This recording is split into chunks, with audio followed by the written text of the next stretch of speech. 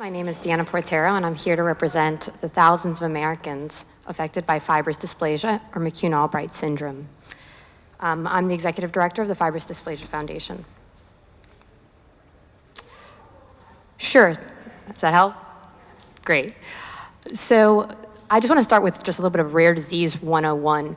What a rare disease is, the definition of a rare disease in America is any disease that has 200,000 or fewer people in the United States.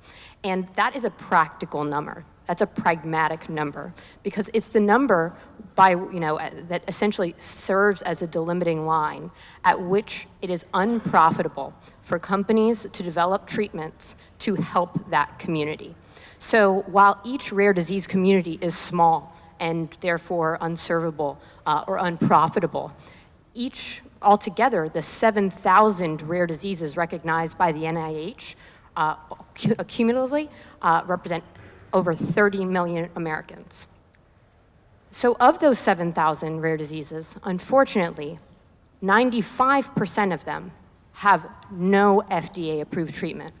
So that means for about 6,700 of the 7,000 rare diseases, there is zero FDA-approved treatments for that disease. FDMAS is one of those diseases that has no treatment. And it's also one of the rare diseases that I think people who are not yet personally affected by a rare disease can relate to and can connect to. Because this is a disease where you have a healthy parent, you have a healthy mom, you have a healthy dad, you have an otherwise healthy pregnancy, and there is a random genetic mutation. It's not because mom ate too much sushi, it's not because dad smoked, it's not because you live a mile from a nuclear waste plant, it's just random, it just happens. And that genetic mutation proliferates and it turns into bone cells, it eventually as the pregnancy advances, it turns into skin cells, it turns into glands, and ultimately it creates a map, it creates a fate that people with fibrous dysplasia and McCune-Albright syndrome live with because there's no treatment to intervene with the course of this disease. It's a runaway train, and when you are diagnosed with this disease, if that's when you're 2 years old, like one of the people I work with who fell in a supermarket at the age of 2 and had their femur break in half because the cells that are mutants that travel to the skeletal system develop these massive bone tumors that are weak, that are susceptible to chronic fractures, chronic pain, deformity. Maybe that's your story, or maybe your diagnosis came when you were 4 and your parents noticed that your eyeball's starting to bulge out of the back of your head because the bone around your optic nerve has expanded, is beginning to encase your optic nerve and threaten blindness. Or perhaps it's when you start to limp, because if this bone tumor is in your hip, ultimately it's going to it's not going to be able to maintain integrity, and you're going to potentially lose mobility with assisted devices or not. So because there's no treatment, when you are having this conversation with your doctor after whatever event prompts your diagnosis, and you ask, what can I do? What can I do for my child, or what can I do for myself?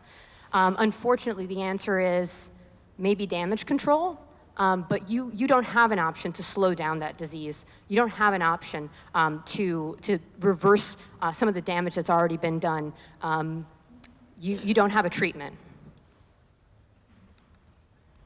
So because every rare disease is inherently unprofitable, the way that we can bring treatments, though, to the 30 million Americans who desperately need them is through incentives. And there have been really successful incentives that have been put in place in the past. So a great example is the Orphan Drug Act of 1983. And the Orphan Drug Act of 1983, it was actually a collection of incentives that included tax credits, extending market exclusivity, so you have exclusivity for 7 years instead of the normal 5, some forms of grants, as well as exemptions for fees. And what we saw after the Orphan Drug Act was passed, through the advocacy of patient advocates on the Hill, like everyone who's here today is doing, there's been massive change in how many drugs are coming to market for rare diseases and how many rare diseases have treatments. So before the Orphan Drug Act, on average, there was one drug that came to market a year for a rare disease. At that rate, it would take millennia for every rare disease community to have a treatment. Now we're at a pace where it would only take centuries, and that should be unrelatable. That should be unrelatable. So unfortunately, we not only need congressional offices to build these kinds of incentives and protect these kinds of incentives and strengthen these kinds of incentives, but let's go back to the second one. We need them to protect these kinds of incentives. So even though there have been successes through federal incentive programs, we see a little bit of maybe people taking their foot off the gas in congressional representatives not fighting as hard to keep the incentives that are working in place. And we are, I think as a community, really beseeching those in power to not weaken these incentives that are just starting to get going.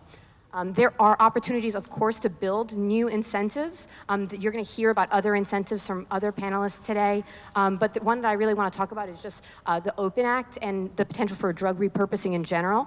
So drug repurposing is when you take a drug that has already been developed for a larger community typically, and you find a new purpose for it. You find a new use for it.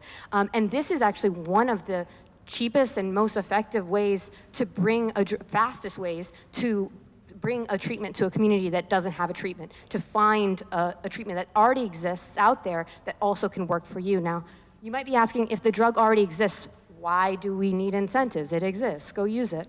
Well, the reality is, this is a young boy, he's 9 years old. As you can see, his right leg, he has a massive tumor. And his family really had run out of options because there was no slowing the growth of this bone tumor, and he was facing amputation. So they were willing to take a shot on a drug that was developed for an entirely different class of people. It was actually developed for postmenopausal women with osteoporosis. And they didn't know, and nor did the top experts in this disease know, what dose to give, what schedule to give, how to administer that drug. But they were going to try, okay? But ultimately, in order to establish efficacy, not just for this boy, but for the community at large, you need to have a clinical trial, and clinical trials cost money.